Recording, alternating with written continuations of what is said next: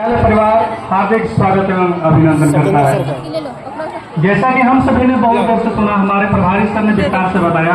मैं 2-3 बातें कहना चाहता हूँ कि स्वतंत्रता होता क्या है। सबसे पहले मैं 2 शब्द उन सभी लोगों को समर्पित करना चाहता हूँ जो यहाँ पर उपस्थित है।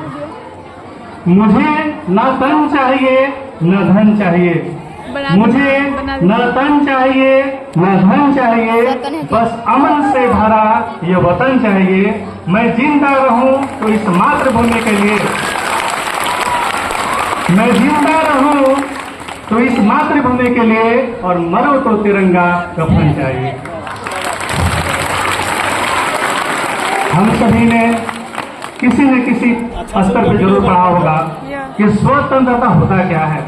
मैं एक छोटी सी कहानी सुनाना चाहता हूँ कि एक बाज जो होता है वो बहुत ऊंचाइयों पर उड़ान भरता है, लेकिन एक बाज को एक पिंजरा में बंद कर दिया गया। पिंजरा में जब बंद करने के उपरांत बहुत दिनों बाद उसे खोला गया तो वह बाज उड़ना भूल गया। उसे पता ही नहीं कि उड़ना होता क्या है।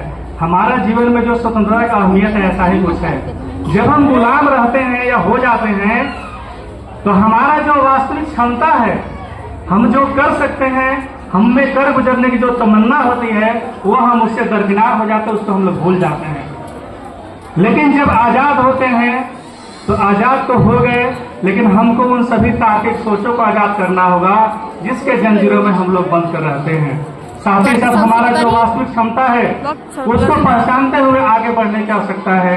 तभी हम अपने समाज का, अपने देश का, अपने राष्ट्र का नाम रोशन कर सकते हैं। ज्यादा समय ना लेते हुए, मैं कहने की बातें तो बहुत है, समय मिलेगा तो मैं बहुत बात करूंगा।